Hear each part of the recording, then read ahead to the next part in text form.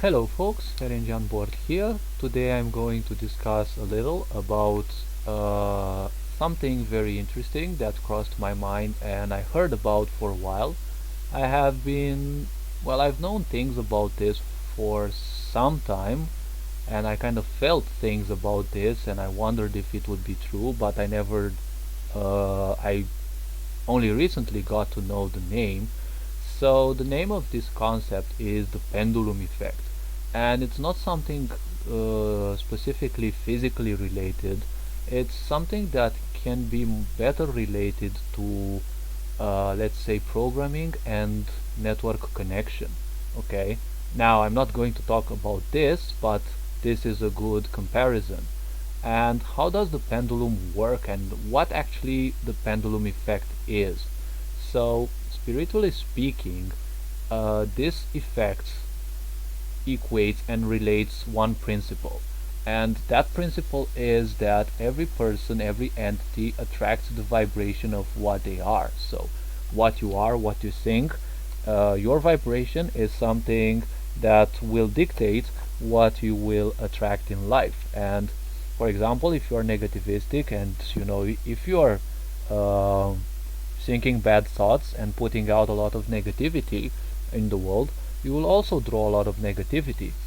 Some people believe that they are doing a lot of good things for other people, but again, that is only their perception. And in many cases, if not all, perception equals reality. So what you perceive is actually your reality. So even if you perceive that you're helping people, you don't know at times that your help may actually hurt them. And the pendulum effect is something that it's a bit tricky for me to express in words, so let me start with an example. Okay, so when you are in your room, you probably experience from time to time that you actually have some thoughts that are recurring. So you've thought about something back in the time and probably even recently, and for some reason it keeps popping up. At times you might even have the same repetitive dream or something that a theme keeps reoccurring in your dreams. It also happened to me. For example, I used to think and dream about the same university. I don't know if it's in university in real life. I've only seen it once from outside, like the steps, like the entrance, and there's a huge, like not necessarily a huge, but there are a few stairs that you have to go up, and there's these huge doors, and usually the inside looks like there are corridors and the such, and there are also the dorms in the same building, and it's a very very huge building, and some of the classes resemble some of the classes I remember from my own life, and usually they are from the first school that I've been, and I've been a very migratory student thanks to my parents. And honestly, I don't see this as a bad thing because, well, it's not something that I consider bad. Now, reoccurring thoughts occur because when you think of something, each time you do that, you create a minor thought form, and that is a little life form that the more energy you put into it through your thoughts, that's going to create a better and better, probably even a larger such entity. And in cases when people piss you off and you have like annoying parents, annoying family, or annoying roommates, when they piss you off, you manifest your negativity, you manifest it when when you release that anger, you release so much energy that you can actually create like very potent thought forms. Sure, they still take a long time to think about until you can make them actually something conscious, like a conscious thought form that will latch onto you and then live as a parasitic entity, which basically becomes a loop. So it keeps repeating and repeating that bad thing because it's basically what you created it to do. Like when you say, when you create thought forms regarding some person, you think of that person, and those thought forms are created somewhat in their name, so they will keep popping up their name in your head, uh, but oftentimes disturbing your balance, your mental balance, right? And it becomes frustrating, but in the end it's just an effect. You created that thought form through your anger and through your hatred towards a certain person or more persons or a certain idea. And all these forms, all these thought forms you create all around your room, all around your workspace, everywhere you manifest any emotional aspect, and you draw entities based on that emotional aspect. When you're feeling very positive, you will be much closer to your guides and to entities who will try to support you and who will communicate with you through your intuition, for example, through recurring numbers like angel numbers. I've done a few videos about that, and I think I will do others. Um, so if you're new to the channel, I will try to post a video daily, if not probably once in a few days. Like, I will have most likely some very busy days, and I don't know, even if I may not post for like 2 weeks, I will still keep this up. And now that I've mentioned this, it's all these thought forms are either latched onto you, so they will keep popping up a certain person's name. For example, that's why you'll find it probably harder to forget someone. Uh, when you think about someone or an idea, but let's say about people, when you think about someone, each person has their own demons and parasitic entities to feed. Unfortunately, because no one teaches us how to immunize ourselves to these, and at times these parasitic entities can actually be helpful because they will help you rid yourself of like 90% of the others by making you attuned to them and to their kind. So for example, you probably have there is a case in which some people will get latched on by an entity that's very interested in seeing you fail, but their only purpose is actually to help you succeed, but they are at a lower vibration, at a really lower vibration, that their only pleasure is to see you fail, and they actually feed on you failing. If you speak with them, usually they will require you the opposite, so you can make a pact in which you will help them through your own emotions feel what it is like, in this case, to succeed. And so when you succeed, you have them feel very happy, and they feel a lot better, they feel a lot more positive, and so on. They will keep lending you their strength. That's usually things which can be done with demons if you get to learn how to find them and communicate with them. Moving on, every time you think about someone, you actually connect to them as if they would be a server and you are a computer that connects to that server. So basically you connect yourself to that person, to their energy, and in some cases even their entities, just by a minor thought, just by pronouncing their name. And this can be enough to even take some of their parasitic entities upon you. And it's not necessarily that they transfer to you, you just see them control over you as well, and these entities will just move from one person to another. If you hate a person in your house, let's say, most likely they will hate you as well. So that entity is actually switching in between you and that other person, and probably 100 other humans whom you might not even know, and it will just cause havoc in between you. How it does that? Well, some are very advanced and they can do this like telepathically, or they simply exist somewhere far away from you and they just send projections of them in, into people's lives and control them and have them say things they didn't want, do things they didn't want, and usually feed on the pain they have created. And this is the same when it comes to ideas and, let's say, YouTube videos. You've probably seen a lot of YouTubers doing a lot of positive, or I don't know, all sorts of content on the internet, and they are good. Their subscribers numbers are rising, and at a certain time they start declining and they become negativistic and hateful, and they become engaged in hate speeches and the such. It happens because it is a cost of becoming famous. Once you become famous and people know you and they speak your name, there will always be a lot of haters who will target you because you remind them of the failure that they are.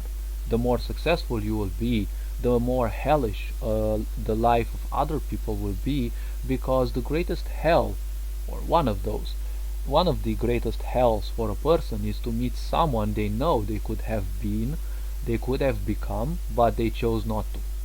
So that's something very, very bad. Um, and the more people focus on you, and unfortunately people are kind of trained and train themselves to focus on negativity, unfortunately people will most likely think on you negatively, and this will impact you in time. Because all this does is that each and every thought that is sent towards you, even by pronouncing your name, that thought actually goes towards you. So the more well known you become, it's like you become a black hole of all the thoughts and ideas and everything regarding you that people think, exhibit, show, manifest, or whatever. And that idea and that vortex will draw all of those ideas around you, and those will just whirl around you, and they will just whirl around you. When you will feel bad, you will connect to the negativity of all the people who hate you. And if you have 10 million subscribers, think about that. And it's easy to get into a death spiral through, like having 10 million subscribers. It's usually like most of them will be negativistic anyways, because it's kind of hard nowadays to find people who are like-minded, right? So some people, let's say, like your game style, some people like your ideas, some people like your music, but not all of them actually really, really like you. I mean, just because they're a subscriber, it doesn't mean they're a friend, right? And some of them will actually hate you. At least subconsciously they will hate you, even if they actually like your music. But, for some reason they would like to be like you, probably even better than you, but they're not doing anything with their life, which kind of sucks. And this thing actually tears people down slowly and surely. And it actually adds to their misery, because life develops, spirituality develops, and there's this awakening shift moving on. And as it progresses, we become more and more sensitive to everything around us.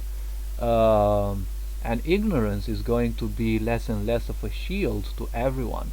So the problem is that most people are not prepared to become famous, because once all the haters target you, that will slowly but surely chip you down. And it's enough to have a quarrel with a good friend and you suddenly become low vibrational, and guess what?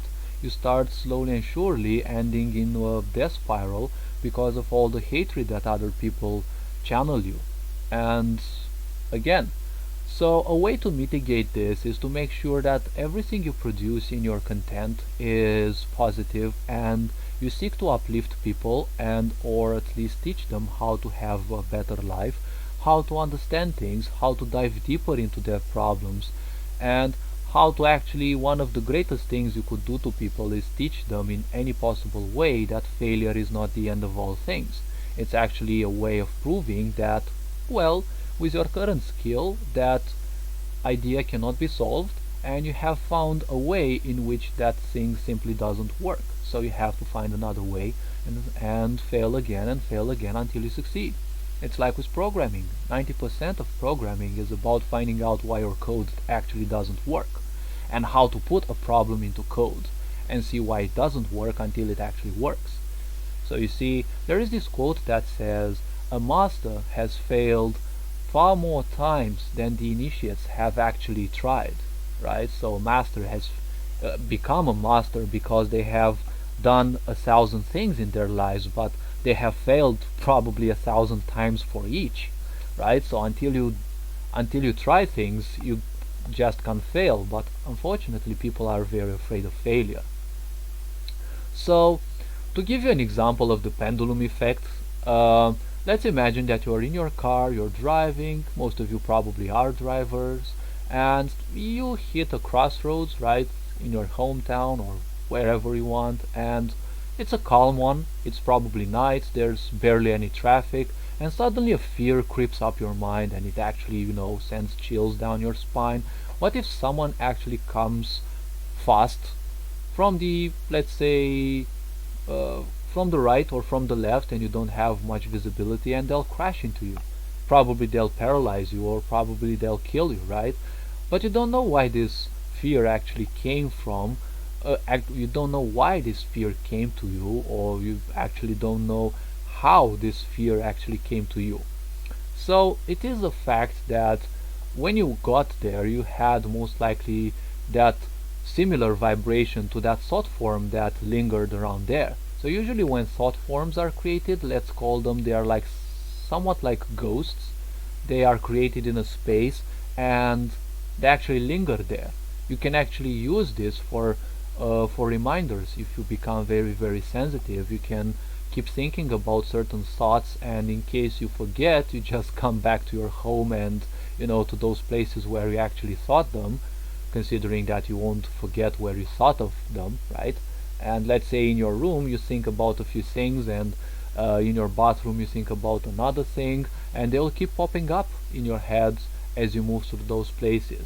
Now, another thing that I wanted to say is that forgetfulness is actually a thing based on vibration.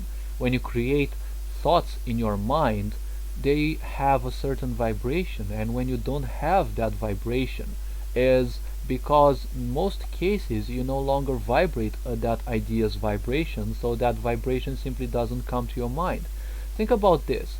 When you're at home, you learn whatever you need to know, right? For school, you know it by heart. But when you get to school, something happens and you simply no longer remember a thing, or you don't remember anything probably when the teacher, like it's your turn, in front of the class, and you have to say the lesson. And at that moment you're basically no longer at the vibration of confidence that you had, that you know the matter, the subject by heart. You're now suddenly affected, at least subconsciously, by that fear, right? Society and schools teach you that teachers must be feared of, right? And you have to fear them. So you're no longer confident, so that is a reason why you're actually blocking those thoughts from actually coming to your mind. You're at a very very lower vibration, and you can no longer be compatible with those thought forms that you created into your mind. Actually, thought forms are a bit more advanced. Now, everywhere you go, you will connect with all sorts of thought forms. You'll probably go to some kind of, you go on a shortcut, you need to go to get home faster, so you have to go through a, let's say, less safe area. So you'll most likely be assaulted by all sorts of thoughts, like what if I get killed, what if I get attacked, right? All sorts of things like this. These thoughts are not necessarily yours. You're not thinking of those, but you're connecting to that area just because you are there. So you're drawing those thoughts into your mind, and they pop into your mind. Now, through this spiritual part of our existence, our spiritual side actually has one big purpose in the name of the collective. It has the purpose, especially if you're highly positive, highly vibrational. The purpose of each of us is to manifest thoughts, and as you manifest them, you cleanse them. And most of the thoughts you will experience in life also belong to our ancestors, it is said. And when you experience stupid fears, well, you'll probably call them stupid because nowadays they probably sound stupid, but you'll have many, many fears that will keep popping up into your mind, and some of these fears are actually fears that you manifested in previous lives, or people manifested in previous lives in the area that your house is located in, or simply you connect your vibration to different emotions that our ancestors manifested anywhere in this world, like insecurities, fear, pains, and the such. And the fact that you're also experiencing them means one formidable thing. You're actually taking part at cleansing them, right? You're doing exactly what a black hole does. You're cleansing memory, and you're turning it into pure energy. And in my case, I know I'm highly connected to black holes for some reason. I've considered myself a black hole for like ever since I was the 6th grade, because I'd consider myself lifeless, and I would just see people like they were so similar, they were so like doing well together, and I was the odd one. Like they were like shining stars on the sky, and I was like the black hole in the sky, because people would actually not see me, they will not notice me, and I've learned that this is a good thing in actuality. And some would actually pick on me, and I simply was the weird cog. I was the person who wouldn't fit, right? I was the misfit in literally any group, and I've been like through 3 kindergartens, 2 primary schools, like 3 different secondary schools, and like um, actually, yeah, like 3 high schools, because in my country they also have like grades 5 to 12. Okay, so yeah, I've been through also 3 different high schools, 2 elementary schools, and 3 kindergartens, 2 different faculties, even if the first I chose not to finish. And also the master degree was a completely different group, so I've been quite migratory myself. So all I can say is that I've met a lot of people, I've been introspective in my life, and I really don't mind sharing things with people. So the pendulum effect is all about connection. Everywhere you go, every thought you think also connects you with what your ancestors thought of. So mainly when you start feeling pains and confusion and all sorts of things that have no logical explanation, this could also be one. And well, thanks for listening. I will speak about this thing at another time again, but I really don't want my videos to become too lengthy. And what can I say? Life is awesome, and so are you. Whatever you are doing is the best thing you can do at the right pace for you. So just try not to overwhelm you with all sorts of things, because you'll most likely end up in a burnout, and I know what a burnout really is. I've been through these so many times. So just do things with small steps instead of big steps, because it's much better to do things in small bits rather than big chunks and suffer a burnout and then be unproductive. Okay? So keep up the good work that you're doing. You are loved and appreciated. Ferenc on board, signing out.